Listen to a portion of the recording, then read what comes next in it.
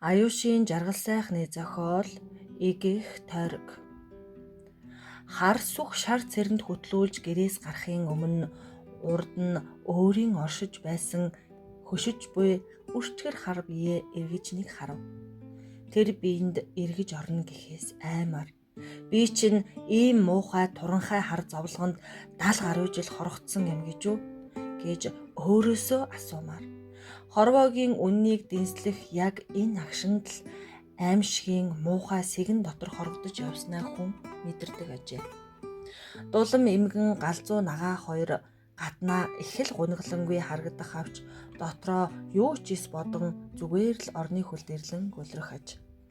Саахалтаас орж ирсэн өвгөн босч тэр зовлохын яажиж ангаасан амийг тэгшлэн цэхийж хөлийсэн нүдний сунаж унтсан дээд зохийг баруун гарынхаа долоовор дунд хуруу хоёроор буулгаж байлаа.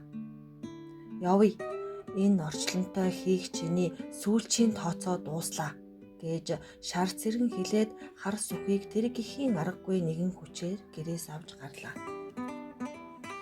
Тэр хоёр төдөлгүй хагас дугуй дээвэртэй шаравтар гэрэлтэй хонгилд ирж хонглын үзүүрт сонихон цэгийн гэрэл бүүдийн. Тэд явсаар гэрлийн хажуугаар өнгөрөв. Этгээд хачин хэлбэртэй нүсэр том хаалганы хоёр талд үлгэрч сонсоогүй эд шидтэй ээлд барьсан өхөр эвэртнүүд эгэн зогсжээ. Шар цэрэн юу ч эс дуугарна. Өхөр эвэртнүүд шар цэрэнг танив бололтой ээлдээ эв хавгүй хөдөлгөн өнгөрөв. Өрөөний голд эрлэгийн хаан давхар сэнтээд ихэмсгэн аргагүй заларна. Шар цэрэн гараа хідэнтэй савчин илгээ твэрч сүгдөөд эрлэг хаантаа лүүлэг лам хурал хураад тун завгүй байна. Холын орноос номонд нэвтэрсэн олон лам иржээ. Би орж ис чадаад хар сүх гихчийг авч ирлээ гэж үхэнц дорой гүвтнэх нь эрлэгийн элч болоод ч унган аашаа алдаагүй бололтой. Эрлэг хааны царай өгшгүй муухайгаар өөрчлөгдөн хар сүхэд манай тоогоор 30 жилийн нас байгаагүй лөө гэхэд 30 жил гэдэг нь хүмүүний орчлонд хэсэгхэн хугацаа. Тэртээ тэргүй эрэх хүнд хэсэгхэн хугацааны ялгаа байхгүй гэж шар цэрэн бовтнов. Аваад яв. 30 жилийн дараа авчир. Би энд үннийг шүүж байна гэж эрлэг хаан уурсан зандрах үед жаа гэж хүлцэнгүй дуугараад эргэхдээ шар цэрэн хар сүхийг чирэн авч чадлаа. Шар цэрэн хар сүхийг өөр нэг хонглын хар гэрэлтэй өрөөнд оруулж энд байж вэ гэж хэлээд явж одов. Хар сүх тэр өрөөнөөс гарах гэж яаж ч оролдоод чадсангүй. Хаалган онгорхой хэрнээ хөдөлж явж болохгүй. Хар сүх тэр өрөөнд 30 жил суухдаа юу эсийг бодож ухаарсан гэхв. Нартын орчлонд худал хуурмаг зовлон жаргал дээрэм тонуул хүчин танхаа хилмигдүүлэлт авилгал бүгд л байдаг. Энд ч бас байдаг юм байна. Нартын орчлонд бүх шатандаа боолохой хийдэг бол энд зөвхөн доороо л хийдэг юм байна гэдэгт хар сүх итгэлээ. Шар цэрэн гинт алга болсон шигээ гинт гарч ирээд явъя. Эрлэг хаан дээр очие гэж дагуулan нөгөө л нэг замаараа явж одлоо. За шар цэрэн чи хэнийг авчирав? Гэхэд би өнөөх л хар сүхийг авчирлаа. Эрлэг хаан хар сүхийг нэгэн харанхуй өрөөнд 30 жил хоригдоод ирснийг мэдсэнгүй. Шар цэрэн аваад явъя гэсэн ч хүний тэр бузар ортлонд дахиад очихгүй. Намайг энд үлдээгээч гэж гуйх байлаа. Эрлэгийн хаан ардаа сэмчтэй жижигхэн дугуй хүрэл толийг зүүн гартаа барьж өөр рүүгээ харуулж байгаад за хар сүх чи ямар нүгэл хийснээ үнээр нь хэлгэж шахамдуулав. Хаантан минь би ямар ч нүгэл хийгээгүй билээ. Тэгвэл цагаан линхуагийн усанд үүснэ нь чиний буруу биш гэж үү? Хар сүхийг дүүдэрэхэд эрлэгийн хаан зүүн гараа дээш өрөхгүй элдтэй хоёр өхөр эвэрт орж ирлээ. Айж балмагцсан хар сүх хаантаа минь шар цэрэн л энд чиний буруу бас бий. Цагаан линхуа шар цэрэнгийн уран гой өгөнд хууртан нууцаа алдаж давхар болсон нь үнэн. Тэглээж тэр чамд хайртай нь бас үнэн болохоор чи уучлж болох байсан. Түүний охин биеийг нь хүндсэн ганц хүн бол чи. Нартын орчлонд амьдрахсад энэ нүглээ мэддэггүй. Мэдсэн ч оошоодгүй юм. Эхээс төрсөн ариун биеийг нь эрэмдэг болгож түмэн нүгэл хураачгаад болох ёстой юм боллоо л гэж боддог нь тэнэг хэрэг. Хагарсан толгой хугарсан хөл аль нь ч идэгнэ. Харин хүний охин бие хизээч эдгэрдэггүй. Тиймээс эн чинь хүний амь хөнөөхийн дайтай нүгэл. Нэгэнт л ийм нэгэл үйлдсэн тул хүн түүнийхээ түмэн нүглийг твжин насан туршдаа хамт амьдрах ёстой. Чи түүний өмнө түмэн нүгэл хураасан хэрнээ итгэлийг нь алдсан гэх ганцхан нүглийг нь өнгөрөөж чадаагүй.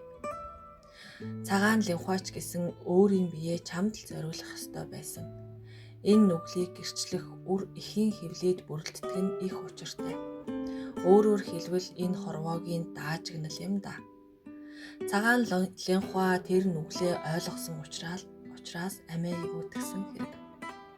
Тийм болохоор чи хоёр хүний амь эгүүтгсэнтэй тэнцэх тамлалд орно гэж хэлөөд нөгөө хоёр үхэр эвэрт чирч аваачин нэгэн өрчгөр хар бид буцаан оруулав. Хамаг ясаа үе мөчөөр нь салгуулсан махаа зумартал чануулж галдан шатаж шаналж зовсоор арай ихийн хаалгаар нь гарч ирвэл эрлэгийн хоёр элч амс хийх чөлөө өгөлгүй хаан дээр чирч ирлээ. Эрлэгийн хаан "За харс өгчээ, юуны учир энэ амьтныг алснаа" хэлгэв. Өнчин хураг байхаас нь тижийн тэнхрүүлж нас гүйцэн шүл уусан ан халзан эргэн заналтай харан зогсож байв. Энэ муу хүртэл зарга мэдүүлж явахдаа яах вэ гэж дургу хүрээд эрлэгийн хаантай минь би үүнийг алаагүй билээ гэвэл халзан эргэн "Хаантан минь энэ л ийм муухай хүн дээ. Хавсраг нүдсэн хаврын өдөр холин сүргийнхаа дотроос шилж бариад хол аваачин тэнгэр харуулан дарж байгаад хурц хутгаар өрцгийг минь цоолж хуруу гараа оруулан улаан голыг минь гогдож тасалснаа худлаа гэхүү" гэж агсархад мал хүртэл ингэж хүний хилээр цэтэн цэлмэг ярьсанд гайхсан хар сүхэд хэлэх үг олдсонгүй. "Үнэн үү?" гэж эрлэгийн хаан уурсан асуув. "Би тэр хавар энэ халзан эргийг муулж шүл уусан минь үнэн гэвэл чи амьтны аминд хүрч нүгэл үлдчихэд мэлзэнэ гинэ гэх сүртээдүү хүнгэнэхгүй нөгөөх хоёр үхэр эвэрт чирч аваачин асан дүрлцэх улаан гал руу чулуужчаад бахир дэгээгээр татан эргүүлж нүүрс болтол шатаан гаргаж ирснээ амьсгаа авах завдал өгөлгүй буцааж чулуудна. Хэдэн жил сар тамалсныг тэр эс мэдэв. Нөгөө хоёр түүнийг чирсээр бас л хаан дээр авчрав. Эрлэгийн хааны дэргэд олон арвагар хөлтэй цүдгэр хар амтан уурсан байх нь зэвүүцмээр ажээ. Эрлэгийн хаан "Чи энэ амтныг таньж байна уу?" "Үгүй. Тэр үнэхээр танихгүй байлаа." "Чи энэ амтныг алсан уу?" гэхэд "Үгүй." "Тэгвэл чи үннийг хэл" гэхэд нөгөө амтан "Бид үүний мах цуснаас тасарсан нь маргаангүй үнэн. Цагаан сүгэ хөхүүлсэн өөрийнхөө хүүхдүүдийг хүн болгож өсгсөн мөртлөө улаан сүгэ хөхүүлсэн бид нарыг хоёр улаан хадны завсар хавчуулж алсан. Тэгсэн чинь үнэн биз дээ" гэж давшлав. Нүд нь хорсолтой гялалзан тэр бөөс ажээ. Түүний цаана олон бөөс байлаа. Олон жилийн өмнө гэрээсээ хол парчингийн хоолойд байхдаа бөөсдөж олон бөөс нисэлж алснаа санав. Түүнд бултах газар байсангүй. Энэ үнэн үү гэх эрлэгийн хааны дуугаар цочиж мэгдсэн хар сүхийн хулих нь бууж "Тийм ээ, олон жилийн өмнө гэр орноосоо хол отор хийж явахдаа бөөсдөж арга ядахтаа олон бөөс нисэлж алсан минь үнэн" гэв. "Тэгээд чи өөрийнхөө арчаагүйд ийм олон амтан үүсгэчгээд алжээ дээ. Үүнийг хүйтэн тамд аваач" гэж эрлэгийн хаан зарлагдав. Дөрвчийнхээс өөр гахаа шиг толгойтой сарлаг шиг эвэртэй хоёр ирлэг чирэн авч гарлаа.